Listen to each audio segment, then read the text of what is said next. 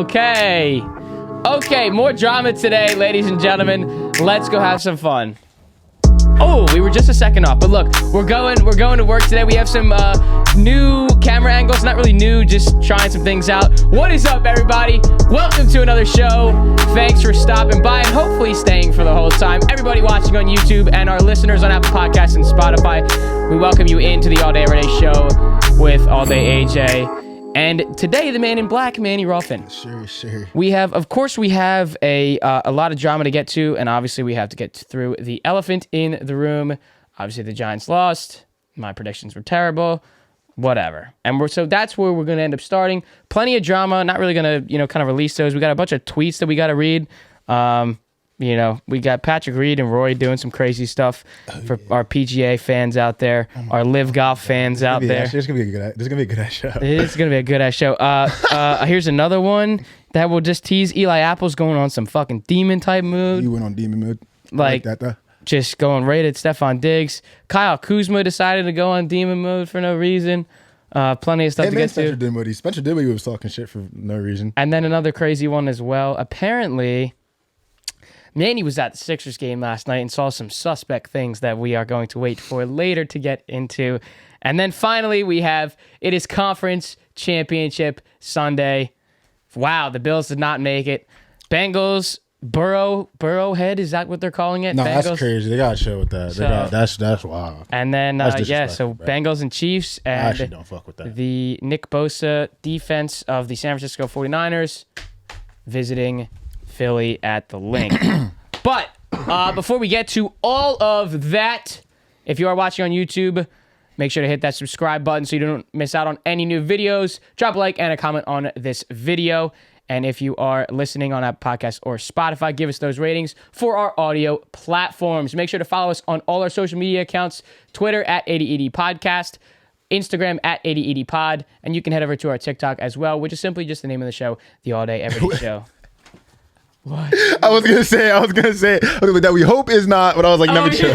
Let me chill. Yeah, it's some behind the scenes inside jokes. We're working on it. Only we would understand. Working on it. Okay, we got to get the elephant out of the room here, Giants. Let's start with the first game Lost first. by fucking 30. We're not going there yet. Jeez. I need to kind of prolong the ending for a second. Chiefs hosting Jacksonville. Trevor Lawrence, I saw a clip today from Zay Jones. Really liked it. I don't know why it took me this long to find that clip or even see that clip or come across it, I guess you should say. Zay Jones pulled him aside, and he was just watching him as the clock's expiring, and he's like, Trevor, we are going to be just fine. Yeah, they're going to be good. Played your heart out, all this and this. Very good to see kind of some leadership role. And I think what I failed to mention last week when I was kind of shitting on the moves of, those receivers not being number one on any other roster, Calvin Ridley's going to be there next year. It's going to be insane. So, I mean, the way that Trevor's playing, we obviously can't stop talking. Me personally cannot stop talking about the connection that Doug has. And, congratulations, Coach of the Year finalist. Makes sense. So, I'm not too worried about the Jaguars here. But the bigger discussion is Patrick Mahomes. What a fucking dog he is. I didn't think he was going to give it a go. Did you think that was a knee or was that an ankle? I thought he looked like a 20. When I see shit like that, I just start thinking knee. That shit was just fucked up. But he's a fucking dog. Did the jump pass off the left leg in the first half, fucked up the left leg, did the jump pass off the other leg in the second half. It's just more legacy games for Pat Mahomes, and I already kind of ride Pat Mahomes on this podcast enough, so I'm not going to do too much of it. But the thing about the Jaguars was really cool to see. Remember when Trevor Lawrence got drafted, and they were trying to say that motherfucker didn't like football or he wasn't all the way invested in shit. Yeah, and you see the clip. Well, first of all, just the playoffs and everything you've seen this year. Obviously, the kid loves football, but you see after the game when he goes in the tunnel, turns around, waits for all of his teammates, hugs them, tells them all good job. Leader. Obviously, this guy loves football. We have to stop because they tried to do that with Myles Garrett too. Because Myles Garrett liked art or some shit. Just because the guy has other interests, bro, doesn't mean he doesn't love football. He's a dog. He loves football. End of discussion. That shit's just ridiculous to me. Yeah. But well played. Let's also talk about the drive from backup quarterback Big Chad. Yeah. Okay. That was a crucial. Should have got picked off for real. But right. Got settled in after that. And it was got settled in, and that's something that you needed. He damn well could have had to finish that game, and I mean, he's riding one of the 3 best tight ends of all time. That's true. I mean, how the fuck do we not account for Travis Kelce, the backup QBs in the game? Dude, it's literally like I'm just want to just read this number stat to you. He had Travis Kelce, 17 targets, 14 catches, 98 yards, and 2 touchdowns. The next closest was Kadarius Toney at 5, and then Juju at 2. I mean, what are if we're any defense, Andy Reid, bro. Andy Reid, bro. You think these defenses don't know? You think Doug Peterson beat Bill Belichick? You think you don't know? He knows. Like Andy Reid is able to get these guys open time and time again. Like that shit is really crazy, bro. Like it's hyperbole, but they literally just ring around the rosy type shit and just get guys open, bro. It's almost unstoppable. There's a lot of times where they would say he would be on the slant and he would get to basically the end of his route. And then he would just adjust and go back the other way, but this time go upfield and almost like a post route. So his route would be a slant to the left side, and then he would switch it and go a post to the right side. And on that post, he would get himself open to get a catch. And they're like, that's just awareness. Him and Pat just had that connection. Like they had that connection on their option routes. Not everyone. It's kind of similar to Devontae and Aaron Rodgers. Like Devontae and Aaron Rodgers would go off script so much. Like Pat and Travis go off script all the time. It's happened last year in the divisional versus the Bills. He was like, "Yo, I'm gonna do it right here." Like, yeah, do that. Wasn't the play at all. Like, you know what I mean? But their ability to go off script all the time, plus Andy Reid scheming and just him being an offensive wizard. Like, he's gonna get 17 targets and 14 catches. Like, it's just insane, bro. It's a pleasure to watch. This is completely sidetracked here, but there's not a world where the Super Bowl MVP can not be the quarterback, but I would say in this situation, if the Chiefs give it to Travis Kelce. I think there's 2 tight ends that can win Super Bowl MVP if it came down to it, for real. Like Travis Kelce having a big game in the Super Bowl, he could have Super Bowl MVP. And if, let's say George Kittle, let's say San Fran goes down 14, he has to have a masterclass receiving game, has 12 catches, 2 touchdowns. We already know the relationship too with you know Brock what I'm saying? Purdy too. I actually think I saw someone put a bet out, it was $50. $2,500 for Nick Bosa to win, $127,000 Super Bowl MVP. Didn't know about that. That guy saw that today. He has a big dick. I was talking about the guy who took the bet on George Kittle. It was 50 to win. Oh really? Yeah, so it's 50 to win 30K. Yeah, I didn't see that one. George Kittle Super Bowl MVP. I think there's a chance. I look into that. That's kind of hard. Isn't that crazy though? So we're putting it on Nick Bosa, bro. I respect it. Whatever. And enough on that game. Good for the Chiefs. Kind of like you said, dog out of Patrick Mahomes, which was extremely necessary. And now we get to go see if the Chiefs will break this losing streak of 3 in a row to Joe Burrow. But okay, to our night game. This was after I got back from AC. I was in bed at 6:30 at night. I was kind of running on 2 hours of sleep and still drunk. I was super fired up for this game. We were smoking a pork shoulder all afternoon and pretty much all day. And I was just, it was game day. This was a holiday. This is a holiday. We're back, just back in a playoff atmosphere. A big time game. Already got a playoff win. This was exciting. Yeah. And then where did you guys show up? We were waiting. So the funny part is I was supposed to place this plus 7.5. I was supposed to place plus 7.5. It wasn't even that I was drunk. I was, but that's not the reason. I literally just forgot. And obviously I guess it was for the fucking better. Because I did plus 7.5 was never it. I don't know, man. It's tough to comment on a loss like that. I hate the only thing that really is pissing me off about all this is the comparisons to when the Vikings were in this situation back in 2017 and the same score was 38-7. That's the shit that's pissing me off mainly. We knew the defense was good. We knew the pass rush was going to get to Daniel Jones. Kind of put those young guys to the test, right? Evan Neal, Andrew Thomas, still great season from both of them. But yeah, what we can confidently say moving forward is there's just and we knew this coming into this game, but there is just an insanely large talent gap. And they've been saying this, Joe and Dable have been saying this in their press conferences after. We got, fucking Joe Schoen said it himself. We still got the guys. We have to close the gap from there's the large talent gap and we have to close it in the next year and change to come with how we battle this offseason. Who do we sign? Do we get some receivers? Do we still sign Daniel Jones? Do we give Saquon Barkley the money that he may or may not deserve? That's not me saying that. That's just in general. I don't know. Just tough to watch. 28-0 going into the halftime. I was the game was on. I just wasn't even invested. And my favorite part about it? I was waiting at halftime when I am just down bad. My head is in my hands. In my head, I'm waiting for the fucking commercial to come on. Whopper, Whopper, Whopper, Whopper, just to drown me in my fucking sorrows. Drown me in my sorrows. Good game played by them. They ran the ball. They established the run early.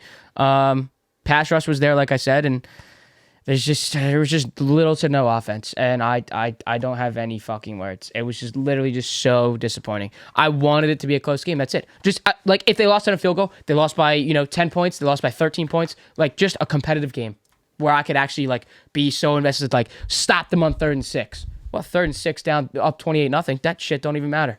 Give me something to root for. But all the Giants fans are gonna say, great season. You exceeded this. You exceeded that. You have the coach of the year, this. Saquon's back. Daniel Jones, this. He proved himself, that. Great. That's awesome. But in the game that matters, especially living in Philly, give me a fucking chance. All right, give me a standing chance. I can't sit in this goddamn city and get just shelled after any fucking loss to a New York team. This one was bad again. Give me a chance. I'm not mad about the season. Great season. But I'm not one of those fans that's going to sit there and be like, great season. You guys played your hearts out. You exceeded everything. Who cares? Everybody else wanted to win that game. You see Brandon Graham too running out on the field. He ran out on the field for the coin toss, and he's like, "Oh yeah. I thought you meant after the game because people was trying to say he like pointing at Dable and said some crazy shit. He didn't say no crazy shit. I didn't see that. Yeah, no, he didn't say no crazy shit. But I thought that was pretty. No, I mean, I like the competitive stuff there. I saw a clip today where they asked Jason Kelsey about it, and he was like, I was pissed about it.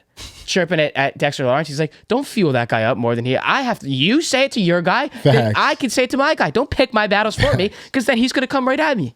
Nah, Dexter Lawrence is a dog too. I like watching him. Yeah, but I played Eagles. Just they were in control from start to finish, and Gonna acknowledge that I had the script. Is anybody going to go watch the last podcast back when I said it's going to be 14-0? These guys are going to be able to establish the run. They got to pass the ball. It's going to be all over from there. we should go back. Just to literally went exactly like that. Like literally 14-0, couldn't establish the run. Saquon had a nice little 4-chunker on his first carry, and I was like, damn, he looked good. He had the one for and then he had another one, a nice little carry, and I was like, the big one up to midfield, and he got tripped up. You know what people were saying about that? They said that a couple years ago, Saquon would have been able to take that to the house. He's not as explosive and whatever. I'm like, it's just brain damage. What? It's just brain damage. It's just brain damage. He looks very explosive. He's looked very explosive all season. Only thing that I could say about Saquon possibly is that they were riding the fuck out of him earlier in the season, and but Dable did give him some a big hindrance in his carries to end the season. So I don't know. He looked explosive to me. He looked fine to me. I just think that game was just, if you can't establish a run early versus the Eagles, especially because although we do have a top half rushing defense, that is the weakness of the defense. You have to establish a run against us, and if it doesn't happen, you're James Bradbury's going to pick you off. Darius Slay's going to lock you down. CJ Gardner-Johnson's back over the top, and then you have Reed Blankenship in a nickel corner spot that's going to lock you down as well. It's fucking annoying. It has to be annoying as fuck to watch that shit, because I know because we literally can't do anything. And honestly, I've been a Daniel Jones backer, but I think he solidified a spot this year. What the fuck did he have to work with? well, God, what I was gonna And ask. they showed a graphic, it was he went from 20 picks to 16 picks to 12 picks to I think 6. It was 6, right? So I think he proved this point. I do think they probably tag him because you can't invest in the guy after 1 year, Right. But I think he's shown you signs, and I think he can run this offense well enough. I don't think that he needs to be anything special. Saquon Barkley is the fucking engine. All you guys have to do is be able to run the ball, and it's going to be a fucking problem because even versus a team that can stop the run, but Saquon still broke his carries off.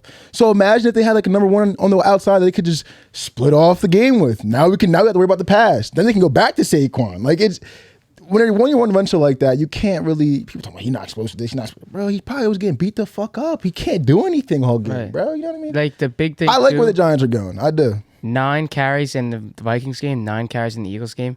Can't go down there. We got to be able to and what did I say? I said I needed a 15 to 20 carry day. Didn't Not even close, because couldn't establish it. The other thing too, how the fuck? This just goes back to the point of Daniel Jones needs help, this offense needs help. More importantly, even still Saquon needs help. To that same point, why Richie James has 7 catches, leads all receivers on the Giants. Who's next? Saquon Barkley at 2. Yeah, 2, bro. can't 2. win football games We one dimensional. And the other crazy part is, remember when we had the comment where I asked you the question that I heard on ESPN radio of Daniel Jones about, whatever, if he goes 13 for 38, does that change the outcome of what we saw in Minnesota? He was 15 for 27. We were close. Not really, but does that change the script? I certainly hope not. Certainly hope not. And it shouldn't. So Also, Jalen Hurts is healthy. Like I think, like I hate how they keep talking about that shit. Like every single time he takes a tackle and shit, like they do the replay and watch it all close, and then when he throws the ball, it's like, oh, he looks healthy. Like he's cool, bro. He's fine. I think it's pretty evident that he's okay. He's probably not going to go headfirst into a linebacker in a game that's 14-0 already. Right. You know what I'm saying? Right. Like let's relax. I think he's fine. But that kind of caps off a promising season for the future for the New York Giants. Just obviously not the ending that anybody wanted, especially being 38-7. But we somehow digress and we move forward. You moving on. You were at the Sixers game last night. I saw that on your story. Pretty fantastic seats, by the way. Yeah. And you got to see what a crazy game. Got to see Ben Simmons. Got to see saw Kyrie for the first time ever, which I love this. That is crazy. Mm-hmm. And seeing Ben and Joel going at it. Was there any characters that you saw? I mean, I know AI and Donovan McNabb were there. Yeah, AI was there. Donovan McNabb was there. Freddie Mitchell was there. Dr. J was there. One thing I will say before I touch on Dr. J, I did really fuck with seeing like people like kind of have like this weird inkling about Donovan McNabb, like in Philly and how much love he gets. But bro, when they put that camera on Donovan McNabb, that place fucking erupted. And like people in Philly love Freddie Mitchell. Like People's Champ, 426, love Freddie Mitchell. The place erupted for him, but they went to Donovan McNabb like the next break, and it was like, yo, like damn, fuck Freddie, I guess. Like what the fuck? Like fuck with Did five. AI get one of them? AI shit was insane. I mean, it wasn't even. You don't even. You can't even like. You don't need to talk. Yeah, AI shit you're was fucking crazy. You know what's funny too? I have this. Under my shirt, I have that AI shirt I have, which all of the stats in the back, and I think I might just get this John framed.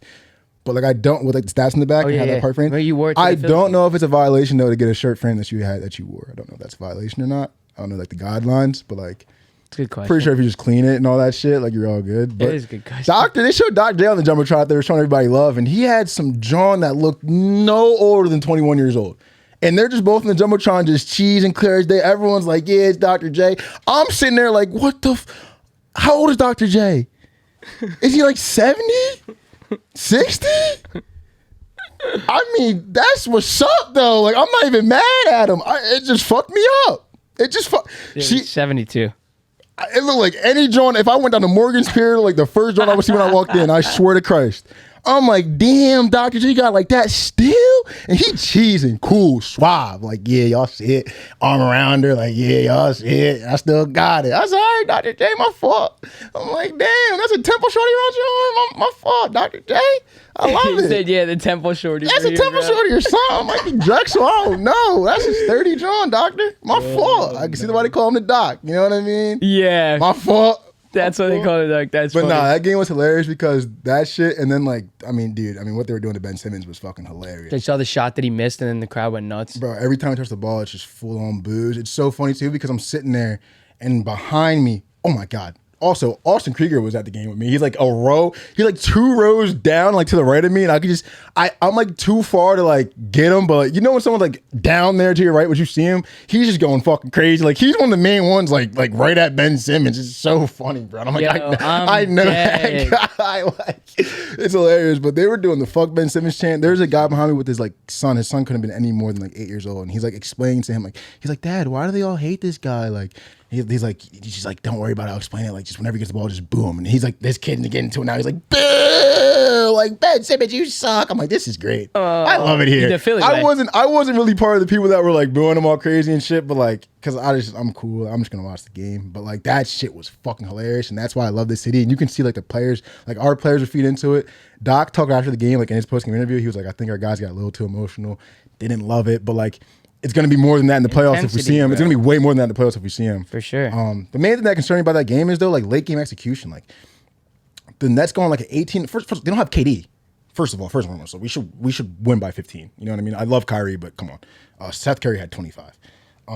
They go on like an 18-4 run, like late in the game. They come back in the game and they go into this 3-2 zone. Mind you, me and all my boys ran a 3-2 zone in 7th grade basketball. Like the 3-2 zone ain't that hard to break down. You know what I'm saying? They're switching the ball handler at the top. There's a ball screen, and they're playing 3-2 zone. We went to the high post like 3 times. Every time they went to the high post, there was an easy look at a bucket. Didn't keep going to it. So confusing. Down the stretch, we're doing a pick and roll at the top with Tobias and Joel Embiid. They're doing a double screen. Harden chooses the one and then goes ISO 2 times. Hits 2 ridiculous step back threes.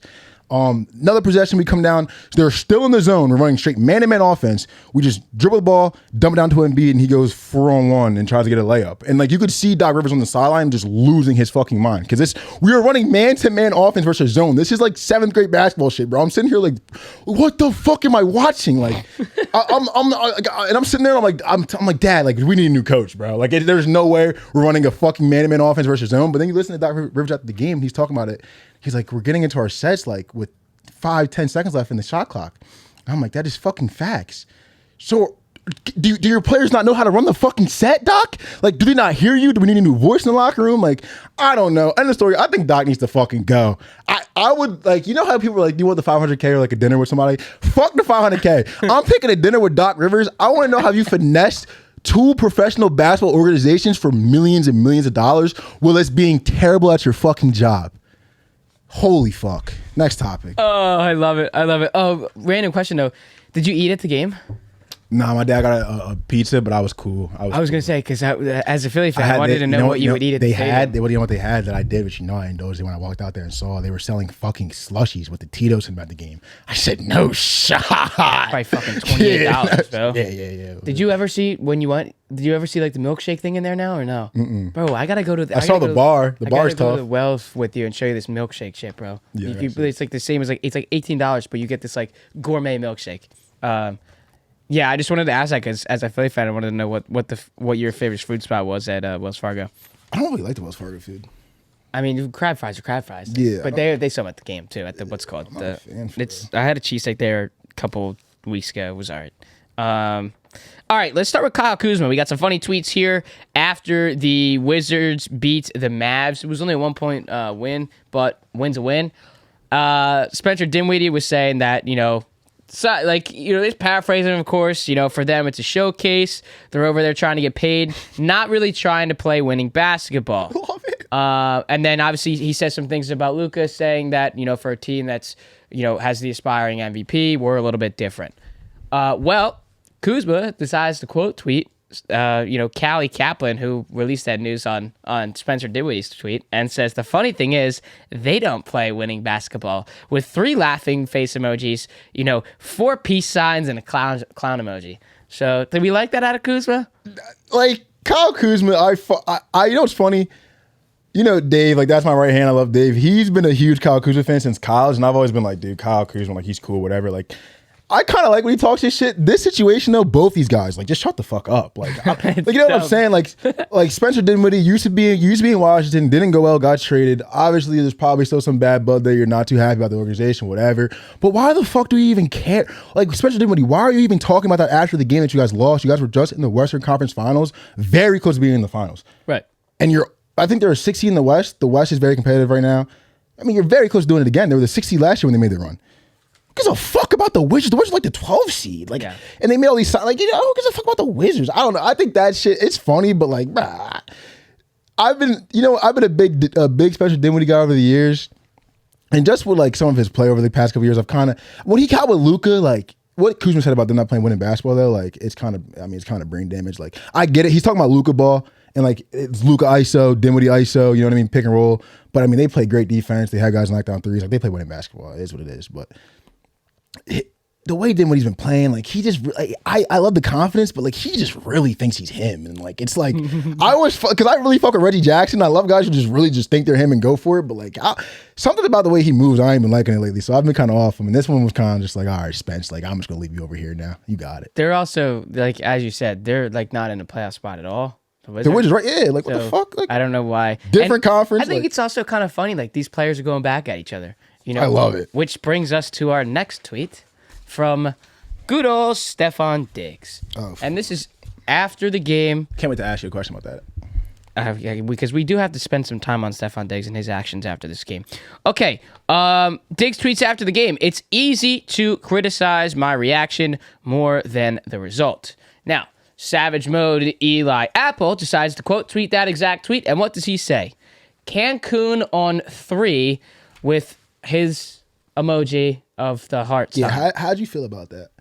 Like, I think it's a little bit fucked up. Did you think he was doing that because that was DeMar Hamlin's emoji, or do you think he was just doing that? I think he was doing that because of the emoji, bro. I 110%. like I saw that and like my first reaction, I was like, damn, that's cold. Like I was like, you know what I mean? I'm like, yo. Like, I saw that was like, yo. I'm like, damn. And then like I didn't get to send you this tweet, but I think someone on the Bills quote tweeted and was like we get the shit Chill out, talk, bro. Yeah. but like any of that talk about DeMar Hamlin, that's uncalled for. And then he came back on that it. shit gets you beat up, and then like Did you see he came Eli said back like on he it? didn't mean He was any like, I didn't harm. mean it that way. All his And I thoughts and did prayers. look at Eli Apple Twitter. I scrolled down. He was like retweeting a bunch of the DeMar Hamlin shit. Obviously, when it happened, he did send a tweet out for him. I think he did mean that though. I do think he meant that shit though. I don't think he means that in like a disrespectful manner or like a like Not fuck DeMar Hamlin. No, it wasn't fuck like, DeMar. It was kind of like a everyone's on this Kinda like, emoji. fuck y'all. Like, this would be like Fuck y'all. like literally like one little stab right back at you. Like would I have done it?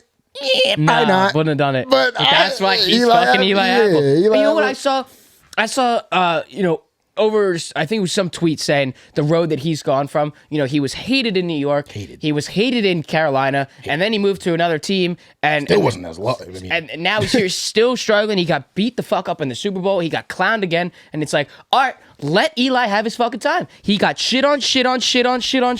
And now he's here doing this. Why can't he talk now? I don't. I like literally like. I only had a problem. Like the only thing I was like was the emoji. Besides that, I fucking love the for sure. character of Eli Apple. I love the storylines of it because, bro, we need this shit. That's why, like, when you ask me, like, do you not like this shit with the Kuzma and Spencer Dinwiddie? I think that shit was dumb, but I like it because it adds storylines. Like, it makes the shit more interesting. Like, we need. It shows the more competitive time. People love, like, they want to, like, I remember, like, you know what I'm saying, when you're doing this stuff for, like, you did it probably for college golf, when you do it for college sports in high school, like, you can't tweet certain things and you gotta delete this and you can't post this. Man, fuck that shit. Once you get recruited, you make it to the league and all that, bro. You want a contract? Like, bro, I want to know what you were thinking, bro. I love when Josh speaks his mind. I love when these players speak their mind, bro. I think that's well, it's hilarious. like, when Micah Parsons tweeted about Yeah, because he's been tweeting a lot. Brittany Griner. He was tweeting a lot. And I didn't like how he tried to take the little wholesome route after he lost.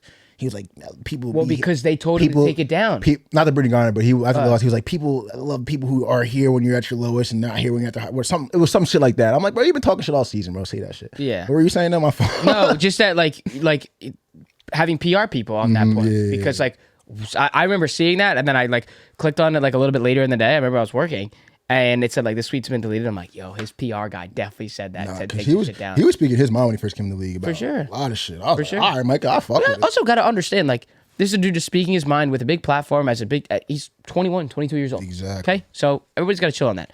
But yeah, we do like the competitiveness there from Eli Apple. And it didn't stop there. There's many other tweets back at Diggs. He was retweeting him. He was putting laughing faces. He said he's going to send Josh Allen and Diggs to couples therapy on him, that he was going to pay for it. And just a little bit note on that.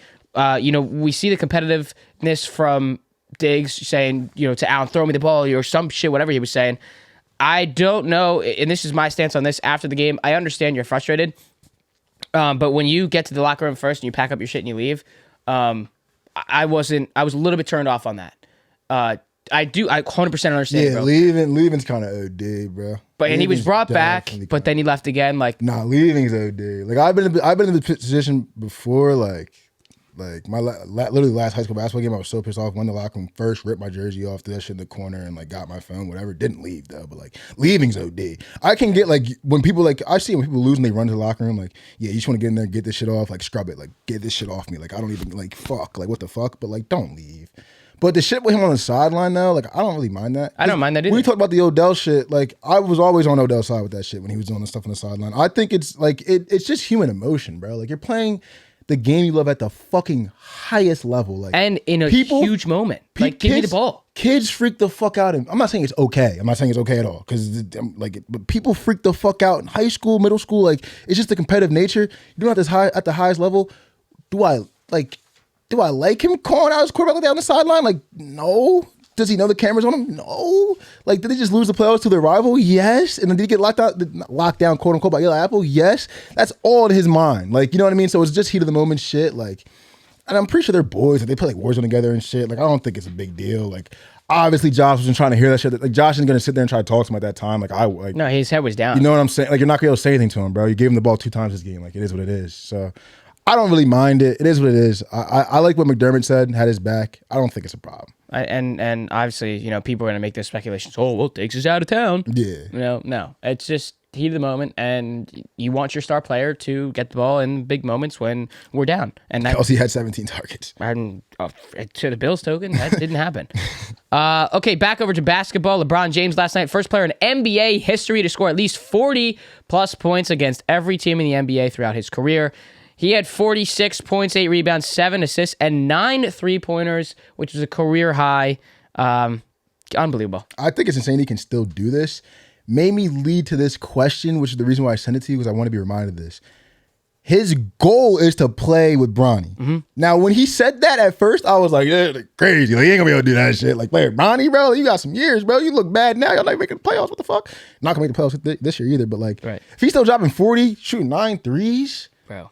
like, can he play with Bronny? And then plus, did you hear about Bronny's recruiting Did you see process? They have to go through a publicist to talk to the mom, and then from the mom, you can finally come talk to Bronny. Yeah, like there's a whole ordeal. Oh, I thought you were going to say what Bron said when he said, he can play at any level, for college. He's like, if he wants to play at a certain college, all it takes is my phone call from me. I mean, that's probably true. But yeah, but like, That's okay, probably- but yes. But what if he's really like, what if in that case he's not like the best? What are you going to say? Did you see? Did you see he's in no Bron? He made the McDonald's All-American game as a 4-star. Did you see that? Some people had a problem with that. Now, I don't have a problem with anything they do with Bronny in high school. You got to understand it's Bronny fucking Jr. So we want people to watch the All-American game. So let's put Bronny Jr. in that shit. You know what I mean? I have no problem with that. We're going to see what he's like when he gets to college. Because I'm sure he's going to go to some high major D1. I'm sure he's going to want to play pretty early. If not, it's going to be a pretty big story. For sure. We'll see early on. I'm not like, I think people who like nitpick his shit and say he's overrated, like people do that with him, like Arch Manning, like you're just weird, bro. Just wait till he gets to the fucking to the stage and we'll see there. And even when he gets there, like just let him rock. I'm just not one of those people that over speculate. But like I think if Bron gets to put a 40 on 9 threes and try to carry the fucking Lakers when AD's hurt, I don't see why he couldn't play with Bronny, bro. AD's hurt. Who the fuck else is scoring on that team? Because he could just turn into like, what if he just turned into a big ass stretch 4? Yeah, bro. And just wanted to play forever with Bronny. Like I'm just gonna be a stretch 4. I'm gonna be Boris Diaw, but athletic and can shoot. Well, he could be like the Iguodala to No bullshit. to the Warriors, Actually, to the Lakers, and play. I'm starting to think he can do it. I actually am starting to think he can. I mean, do when we're dropping these kinds of numbers, when we have literally nobody else that wants to score the basketball. Yeah, it's crazy. Pat Beverly's AD's dropping finally 2 back. fucking points. Thank fuck for him. Like, bro, we got Russell throwing fucking 13. He's having a better year for us. Thank you. Thank you. Yeah, finally. thank you for the. And they're very sanity of quiet Russell about that. Westbrook They're very fans. quiet about that Of as well. course, because LeBron James is doing that. Yeah, exactly. Um, That shit with Bronny's recruitment is crazy. A publicist. I did to the not mom, know that, bro. From the mom to Bronny. I did not know. Oh fuck. Before we get to our PGA stuff here with Patrick Reed and Rory McIlroy, I did see another thing here today that I want to get your opinion on.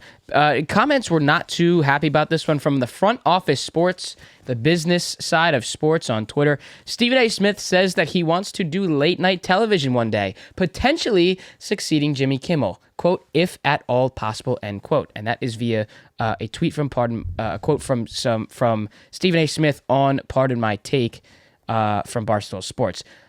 I kind of like it. I was gonna my initial reaction was like he's tweaking because late night TV's dying.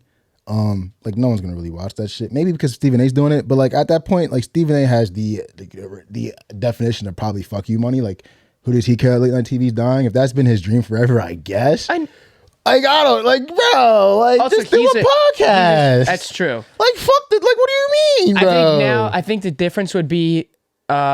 This is just literally a guess from me, but being you've always been in front of the camera, but now you get to be in front of the camera in front of a live audience about different shit, and you still get to do what you love.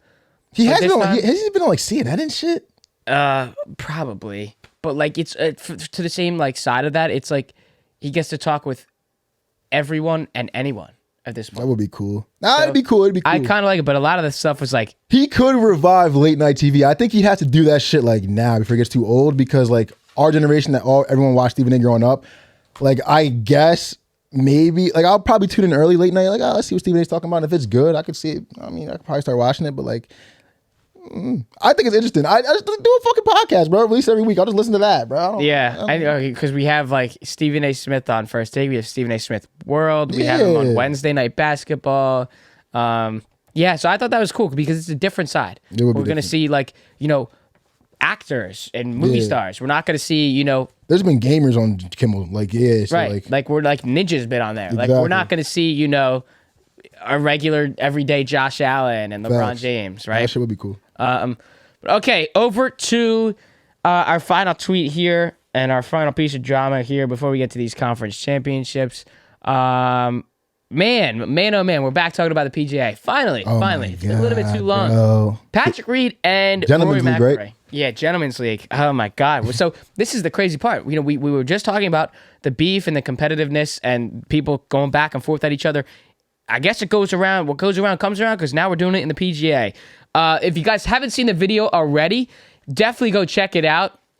And Patrick Reed walks up to Rory McIlroy, shaking hands, doing this and that with some other people, but just so happens to not be Rory McIlroy. He's kind of fixing some shit in his bag, getting some of his golf balls together, getting ready to practice on the range. He does not acknowledge Reed at all.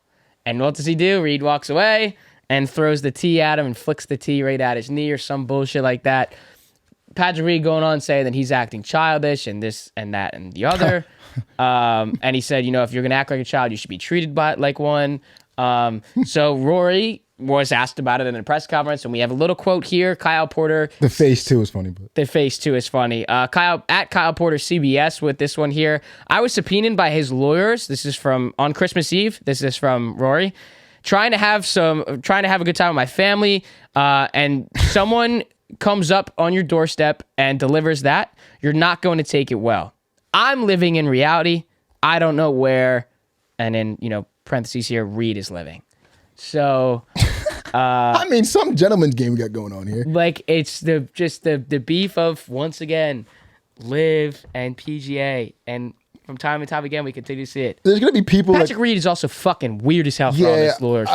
Okay? Yeah, no, exactly. I think with this whole situation, right? There's people like the PGA side, the Live side, and like the PGA side, they're on Rory side, and the Live side, they're on Pat Reed side. I really think they're both kind of acting like children here. Mm-hmm. Keep it a bean. Like, why in the fuckity fuck are we sending someone a subpoena on Christmas Eve? That's wild. Do we even know what it's for? Like defamation or some shit? Probably because like- he's talking shit about him. This is literally disrespect at its finest. Like, it makes- that we're gonna do it on that day. You could send that, like, like even New Year's Eve would be like, well, all right, but like it's like New Year's Eve, like, okay, cool, fuck it, whatever. I might be going out tonight, but like I'll drink and forget about it, whatever. Like, and that still would be questionable as fuck. But like Christmas Eve is crazy in my opinion. But even though like, okay, Pat might have realized he probably fucked up with that. Was like, I have a chance to go see Rory in person. I'm gonna go shake his hand, whatever. I respect that. I respect the fuck out of that. And I think, me personally, if someone, we've all people that we've thought done us wrong, I have no problem with shaking your hand after the fact. If you're gonna come to me like a man, shake my hand, want to talk to me, bro, like we don't have to be cool. Pat Reed and Rory McIlroy are never going to play in a 4-ball together on the same team. They're never gonna get dinner after the round together. But I can shake your hand and be like, Right. yeah, And we can be like, silly. but I can tell you to your face, I can shake, that was fucked up what you did, bro. What was up with that? And shake your hand. And we can talk about it. Like, man, I didn't like how Rory did that. And then like I didn't like how Patrick Reed gonna flick the tee back at him. Like, what are we in 7th grade? Like the whole shit to me was just. And then when Rory hears his name in the press conference, he makes that face. It was funny, but like it's still just like he's like I think they asked him like, are you gonna talk to Patrick Reed or something like ever again? And he was just like, I also saw some like, weird bro, shit, bro. it's funny, but like, bro, like we all got it. Just, come on, like I don't know if this was real or not. Like maybe this was like some fake shit that I fell for. But I also saw that like the tee that he threw was like a live tee. that's come on, bro. Like, And again, I don't know if that's real or not. But I came across it and I was like, it's like if Pat. that's real, that's fucking hilarious. Because he was Pat- like, you know, it just so happens that was a live tee that I threw at him. Like, bro, are we in fucking middle school, Like, dude? Pat, like you subpoenaed him on Christmas Eve. You sent someone to his doorstep to subpoena him on Christmas Eve. Then you try to right your wrong. And I respect you trying to right your wrong. And it doesn't go the way you planned it. So you flick a live tee at him? Like, that's just bitch made behavior. And oh man, didn't he like cheat in the tour before? Multiple times, I bro. I liked Patrick Reed. I really did. And I liked Rory too. And they're both of them in this love that situation. too. I'm just like, damn, guys, y'all both had the opportunity to look like someone could have took the higher road here. I understand. I understand Rory not doing it. Like, probably fucked my Christmas up. I probably had family over. I'm Rory fuck with McIlroy. I live in a mansion. I probably had thousands of people at my house. Like, what the fuck, bro? Like, I get it. I just would have handled it differently. You know, but that's And I love the end of it why too. Rory You McIlroy, know? though? I'm living in reality. I don't know where he's living. Like, damn, dude. Okay. Yeah, all right, bro. Enough of the drama. Again, you're going to see more of that as our shows continue in 2023. But now on to Conference Championship Weekend. We're going to start in order of the games here. And I know guys watching on YouTube, once again, if you are enjoying this episode, and if you do like Surfside Iced Tea Vodka, drop a like on the video and comment your favorite alcoholic beverage to drink while watching sports. Okay, 49ers and Eagles. We're going to go in order here. Damn, that was tough out of you. I like that. Thank you. That's tough. Thank you. Right on the spot. That's tough. You know, they fucking doubt me, Manny. They doubt me. They doubt me. They fucking doubt me. Clip it, chat. Fucking okay. All right. God, I love being gassed up, okay? It feels good, okay? All right, 49ers, we're going to go in order here. I know probably would have liked to end with the Eagles here, but I do want to keep this uniform here. Would you have actually liked a night game here, or do you like the 3 p.m., 6:30? No, I think they're cockslotting. I'm not talking about the placement of the Eagles game. I'm talking about timing for both games in general. Would you okay. like, would you no. would you have like a 6:30? No, I hate that. 6:38 I hate that. 4:30, 8:15? I hate that they 3-6. I hate that they did 3 and 6, bro. I hate that. Like, I understand it. Like, you don't want people. It's Sunday. You want people locked in. Whatever. People are going to watch the conference championships no matter what the fuck time it is if you like football.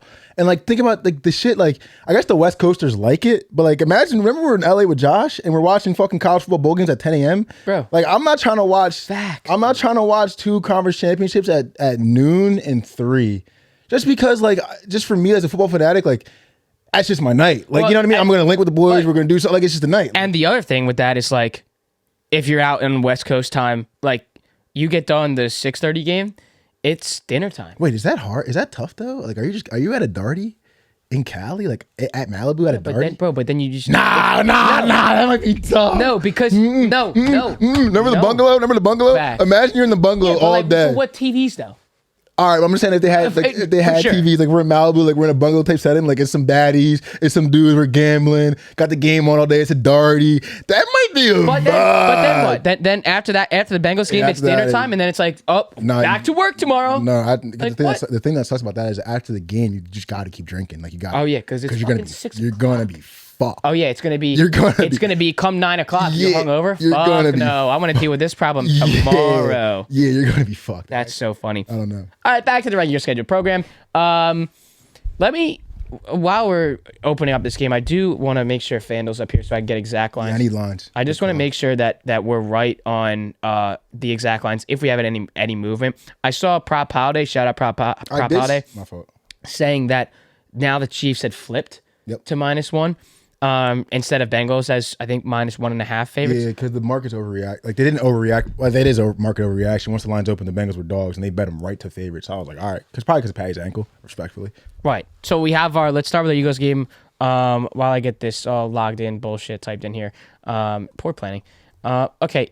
So Eagles hosting Niners. This one, I'm going to say right off the bat, they're not going to score 38 again on the defense. What's the total? 46. And you think that's too high? I think I don't. Yeah, I think that's too high too. I like the under there. It's got to be the under first of all, that under first a and lot. foremost. And I don't do 46.5. I think that's kind of crazy, right? I don't do. It is, but I don't do. And I've said this multiple Are they times. smoking? I don't do. What's it called? Fuck. Bro, what do they know? That's what I be saying. Like, why is that shit 46.5, bro? What the fuck is Brock Purdy about to do to us, bro? Nada. And like, look, I mean, they could. And there is a world where Jalen Hurts goes off. Brock Purdy has to match that. But like, isn't CMC fucked up? Like CMC's all hampered. I think he has his calf is fucked up. His knee's fucked up. I mean, it's Brock Purdy, lights in Philly, conference chip. Remember the last time someone came in for the conference chip with a backup? What's up, Vikings fans? Didn't go well. Didn't go well at all. Oh yeah, and you know what? Like this is complete side note. What people said about that Vikings game and the Giants game. Giants apparently tried to dress Rocky, and so did the Vikings. And the same outcome. I didn't know Giants fans did that. I was told that last night, and they were like, "Yo, get your fans." And I'm like, "Bro, I'm not claiming that. Okay, I'm not doing that." We got to learn from other people's mistakes. Yeah. So anyway, yeah. Nah, but I don't think they're. I mean, what is it? They're trying to say Brockuary or whatever. Like, I think the party stops now. You know what my final score prediction is? I still don't have a winner, honestly. 24-20. I like it. I think that's a good score. I was even thinking like 2017, 2016. Because let's not remember, let's not forget. I was thinking a real grinder. The reason why I give the Eagles the edge in this game is I think it's going to be a real grinder defensive game. I think it's going to be in the teens for most of the game. The Eagles have more playmakers that are going to be able to just go get you one in that situation. Yes, they have Debo. Yes, they have Ayuk. Yes, they have CMC, but he's a little hampered.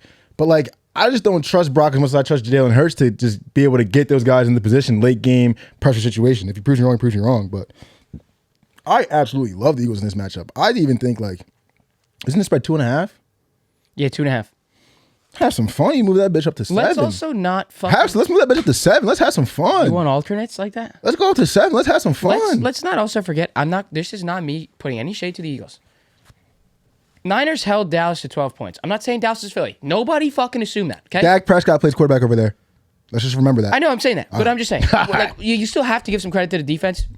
Like, 38's not going to happen again. I will be, once again, I was shell-shocked. I was completely wrong on the Giants game, and they got killed and they got blown out. I will, once again, gladly be wrong here and be shell-shocked for a second time in back-to-back weeks. I don't see a blowout. I really don't. Like, tell me otherwise, because I don't see it happening. I do see a very tight game, as it should be, though, right? NFC Championship game, as it should be. Supposedly supposed to be two of the best teams, the 1 and 2 seed. Is it chalky? Best team in the league, but for sure. And you have your best pass rush out of the Philadelphia Eagles, and arguably best defense. You could put the Eagles as the best defense. I think statistically you put the Niners, but still doesn't matter. Doesn't matter. Respectfully. Got the best offensive line out of Philly. I like.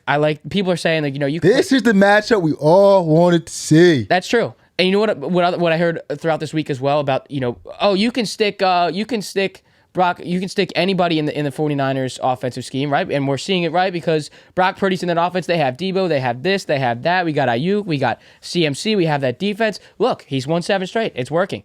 And then, obviously you look at the other side, and we already had this conversation last week. Put Gardner Minshew in the Eagles, and it's different. Why? Because the offense runs on Jalen Hurts. Simple as that. And what I'm taking away from that point is everyone's trying to say, oh, you can put Brock Purdy in these weapons and they got an elite team and you can put anybody there. We're taking so much away from the Eagles. You're comparing Debo to AJ, Smitty. Like, they're still, again, I'm going to say it. There's a talent gap. Once again, on the receivers. Okay, running back's a little different story. The whole team is a I do you think this is gonna be a blowout? I'm not like blowout meaning like 14 points, 2 touchdowns. I realistically think this game's gonna end up like 20-17, 2016 Birds. I do think there is a world where we beat the shit out of them. Like, and when I say beat the shit out of them, I'm thinking like 24-13, 26-13. I think the highest you go is 2 touchdowns. Yeah, I think that's what I'm saying. I think you could fuck around with an alternate spread -7, but I could see it's winning by 10, 20-10. You think that's how to reach 20-10? You know what I did see? Over under touchdowns. I believe the Eagles were 3.5 touchdowns or 2.5, and the Niners are 1.5 or 2.5. Bro, why is this over under 46.5? Because now I'm tweaking, bro. Yeah, that means 24-23. And mine was under still at 24-20. In what? I have too much pride because Brock could put up 24 against this, but like I don't see it happening. I'm just saying, like, defensive touchdown maybe, turnovers maybe. That's the thing with them, bro. The reason why I like it so much is because Jalen Hurts does not turn the ball over, and honestly, for them to beat us in this game, they need turnovers, they need positive field possession because I just don't think there's even if CMC's healthy. I don't think there's any way Brock's gonna be able to dot us down the field consistently with this defense. I don't think. Well, I'm super excited for 2 players to watch in that defense. Number 1, to see if Nick Bosa can drive through this line, through this powerhouse, best offensive line in the league, and actually get to Jalen Hurts because he's gonna have his work cut out for him. Let's say he does get through, right? Well, Jalen Hurts is going to move like he always does and get out of the pocket and go find 6 yards, go find 7 yards, find a first down there. Can he chase him down? The other person I'm excited to see is let's see the spy out of Fred Warner, and let's also see him drop into coverage like a cornerback. Dude is fucking elite. Yeah, and guess who passed on him? Guess who passed on him years ago? The New York Giants. 3 picks before. This is a game where everyone's going to see how good Lane Johnson and Jordan Mailata are on the edges. Very true. Because, I mean, they do it time and time again. They delivered during the playoff run. And, I mean, Lane and Jordan have been rock solid all year. And, like, it just sucks because your O-lineman, no one really talks about it. I mean, even, like, the whole line's been rock solid. But I think with this game, with the weapons that the 49ers do have on the D-line, and I can't even deny it, I do think Lane Johnson and Mailata step up. There's something about this team, and, like, they take Jalen Hurts personal, bro. Like, anytime you see someone talk shit in the media about Jalen Hurts for the Eagles, like, Jordan Mailata is the first motherfucker to be like, bro, all right, like, who's talking? Like, you know what I mean? I just don't think they're going to let him get touched. I don't think there's going to be any turnovers. And I think the Birds get a W. I got a good question here, too. Something I did do, I'm going to say before I let you go. I got to keep it going. When the Eagles made the run in 17, I watched every single game in a different spot. And I saw someone tweet, like, if wherever you watch the game, watch it again. I'm going to do what I did in 17. You know, it's funny. I'm watching every single game in a different spot. I got one. Before I get to my question here, I was talking to my mom today, and she's like, you know, we're going to Victoria's for the game. They're having some people over and all this kind of stuff. And she's like, we obviously had a bunch of people over, you know, last weekend for, you know, the holiday game. And we still have some Guinness left over. And she's like, we're bringing that Guinness over. And I'm like, why? And she's like, I had 2 Guinness during the game and the Eagles won. So I'm going to have 2 Guinness and watch the Eagles win. I like that. It's kind of same little thing there. I like that. So I'm going to pose a question here. I want you to start with the 49ers and then end with the Eagles. If the 49ers were to win this game, I need an MVP of the game for the 49ers if they were to win. And then if the Eagles win the game, I want an MVP of that game of the game. And then if the Eagles win, I want an MVP from the game on the Eagles side. MVP for the 49ers. If the 49ers win, I got Kittle for sure. Just because you could see, like, when it came down to it, the connection was there, and, like, it's going to have to happen. They're not going to run the ball over us. They're going to have to pass the ball. And I don't think it's going to be Ayuk. It's going to have to be George Kittle. For us, I have my man for the Eagles. I think it's just gotta be Jalen Hurts. But in my opinion, there's going to be an unsung hero because he's been doing it all year, and, like, this offense is you say it runs around Jalen Hurts, but it runs around starting being able to establish the run. And with Miles Sanders being a 1,000-yard rusher this year, like, him and Kenneth, I'm going to go with him and Kenneth Gainwell because Kenneth Gainwell had a big game too. That running back duo, if we can establish around the 49ers, that will be the MVP of the game because that opens up the whole game for us. I'm going A.J. Brown. Why? 22 yards. Big plays. Pissed at 22 yards against the Giants. Pissed at Sirianni. Wants his chance, wants his shot in a big-time moment. I'm going A.J. Brown all day. I like that. I would love to see A.J. Brown. You know, he had, like, 9 catches, 116 yards, and a touchdown. I like that. Take it all day. So if I had to pick a winner, I have to. We're live. I have to say a winner here. God, dude, like, I'm a Giants fan. I live outside Philly. I'm sick and tired of seeing Eagles fans. As much as I, like, want to say the 49ers, like I gotta say the Eagles, but I know who's gonna beat them in the Super Bowl, and that's where we're going. Sorry, I had to get my little lick in there, but I do think the Eagles win this game and they go back again. It's just team of destiny, team to beat, best offense, arguably best defense, best offensive line. You just got stats don't lie, right? And people are gonna say should Sirianni have been as a coach of the year candidate? Oh well, he had the easiest schedule of the year. Doesn't really matter. I don't really care that he's not in the coach of the year candidacy at all because shit's bullshit, to be honest. Team's there already. Regardless, it should be Brian Dable, and that's not even a biased statement. Took a team with 13 losses last year to this. That's no question. They have McDermott over Sirianni. Yeah, let's be real here. And Doug's in there too. That's fine. The final three should be, in my opinion. Wait, let me make sure I'm not tweaking. I was gonna say Doug, Dable, and Sirianni. It's fair too. It's fair. Who am I missing? McDermott, and then who was the fifth one?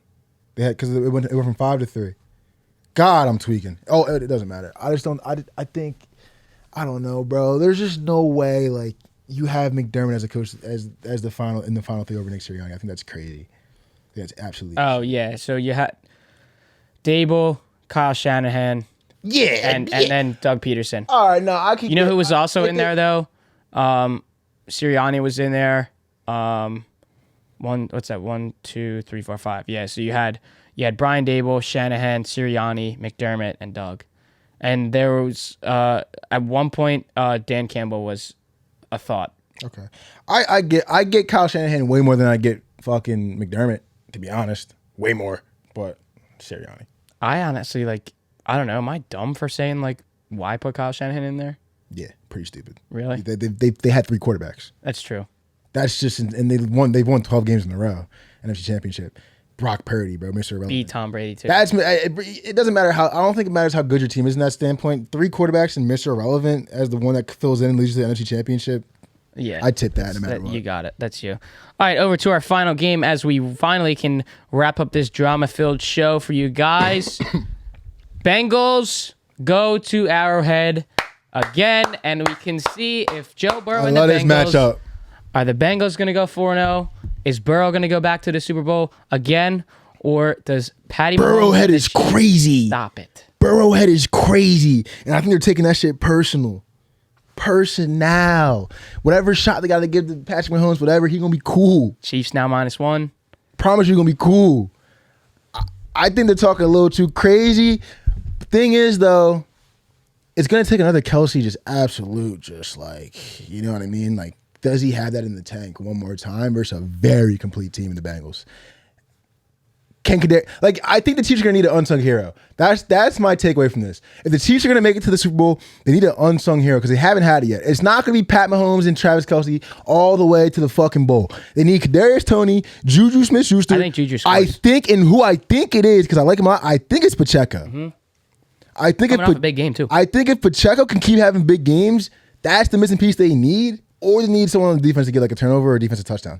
Besides that, if the game just goes Kelsey, Mahomes are trying to force it down, and Juju gets two targets, and Pacheco has his 70 yards, but can't really establish him because Burrow and the boys are doing their thing, and they're going the fuck home, bro. The Bengals are a complete ass team.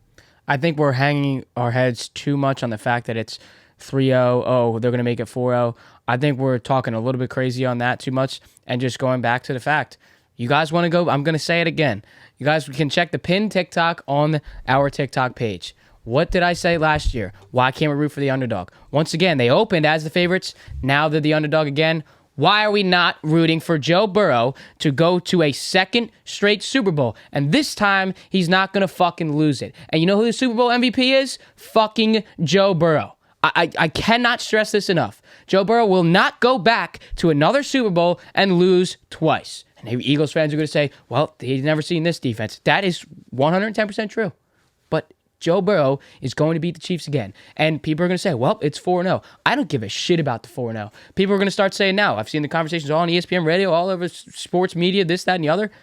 Well, if Burrow beats Mahomes again, he's in the question of being the best quarterback in the league, and he's better than Mahomes, so we got to start putting more respect on Burrow. Maybe, but I don't think we're there just yet. Maybe that's ridiculous, dude. I mean, low key, not even I even think that the Burrowhead shit. I think they are really gonna take that personal. That don't sit well with a team like that. They ran the conference, talking crazy like that. But now we're playing this card, right? Last year, remember how Joe Mixon felt about them tickets getting sold for sure. And Joe said it too. Get the Burrowhead, bro. That's fucking crazy, bro. Burrowhead? Nah, G. I would be tweaking if they were saying about my crib. I bought a chip here. I went to the AFC chip how many times? Burrowhead. Did he lose when he went to the chip? But now that's it. Now we're playing, and he played a good defense. Burrowhead. Did he score 20 points? But now we're playing. Wasn't his defense that won that shit? We're playing a different card. It's crazy. We have a different card at stake now. Last year was, we went through Patrick Mahomes. This year, if he gets through in this game, we're now saying he went through Josh Allen and the Bills in Buffalo. Then he goes through Mahomes again in Arrowhead, and he's back in the Super Bowl. There's a different level at stake here because now it's not just I went through one monster and got there. And now I went through two monsters, two great teams, a Super Bowl fucking favorite, by the way, two of them, but a team out of the Bills that everyone was saying was going to win. And now to brain Kansas damage. City. Whoever said that, brain damage. Newsflash for you. You've been saying it all year. This podcast on that since week one. You've been saying that literally all year, they blew out the Rams week one. And I saw everyone was hype, and I was like, "Did y'all not just peep how bad the Rams got?" I'm like, "I'm gonna peep that the Rams are just bad." It is what it is. I was a hater though, but I was right though. No, you're right. I was in agreement with you, but slightly. I was still on the Bills being. I thought it was crazy. I say a lot of shit really early that sounds crazy. I was still on the Bills, but I was rooting for Burrow in that game. I mean, in this sense, if he goes back, yes, if the Eagles win this game, I mean, would be nice to bring another chip back to the city after, getting one a couple years ago. We never had one before. I can't, fathom the fact that Burrow would go back twice and then lose again. I can. But again, And Jim Kelly went 4 times. You just did. Jim You Kelly just went brought up the 4 good point of, losing to the Rams. And at that time, Rams had an immaculate defense. What is he running into? Both immaculate defense. I mean, he's literally running into almost the same type of constructed team, except the quarterback is just a little bit younger. Not a little bit younger, a decade younger, pretty much. But that's pretty much it. 2 crazy number 1 wide receivers, a crazy defense, we have 2 great corners, great D line, 2 super solid linebackers.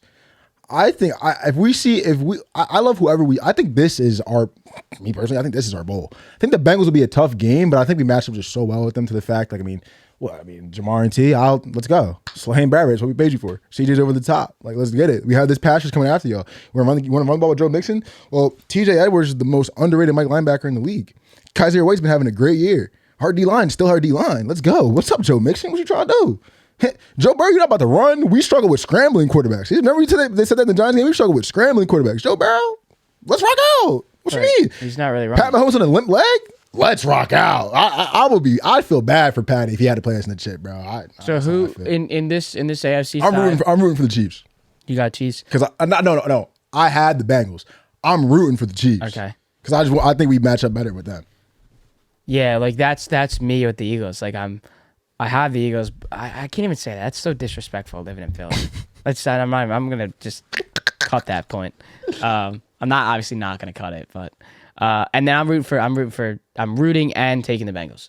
And I saw the tweet from Prop Holiday saying, the line moved to Kansas City -1. I'm taking the Chiefs now, and I'm not. I can't. That could mean that the Sharks might have got some. I don't know if they got some news, but there might have been some inklings coming out about Pat Mahomes and that he's all right. Yeah, because everyone's throwing the same clip where he walks off the podium and he's fine. You know what I'm saying? They could have been yeah, he's all right. Because that looked way worse than. Nah, ankle sprains do look. But I mean, from my experience just playing sports, I've never dealt really crazy. I've only broke the shit out of my leg. I've never sprained an ankle. I think I've made a sprained ankle one time that's rolled the shit, but never had to sit out for it. But from my homies that I've seen them have a sprained ankle, I've either seen them sit out for literally 3 weeks and never be able to get their ankle straight, have to wear ankle braces, and shit's just fucked forever. And I've seen people literally get a high ankle sprain, sit out for 2 days of practice and just be cool. They play on Thursday.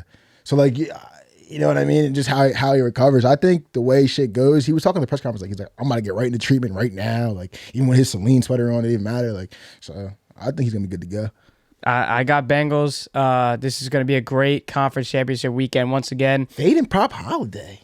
I know. I got to go Bengals. And then we have a week off. You're going to see a lot more NBA. We got to talk about the NHL and these Boston Bruins. I don't know what the fuck's going on, chasing that 62 win record. We got to talk about some hockey soon. We got some great weeks ahead before we head into the Super Bowl. Let's stay up there next week. We're going to some more basketball, some more hockey More next basketball, week. more hockey, and of course, a shitload more Super drama. Bowl. We appreciate you guys watching on YouTube and listening on Apple Podcasts and Spotify. If you not have already, hit that subscribe button. Make sure you do so. Like and comment as well and give us those ratings. We will see you next week. Have a great fucking weekend. And once again, go Bengals, go Joe Burrow. You've been listening to the All Day Everyday Show with All Day AJ and Manny Ruffin. We have another fun week ahead. We'll see you for some more drama next week. See you guys soon.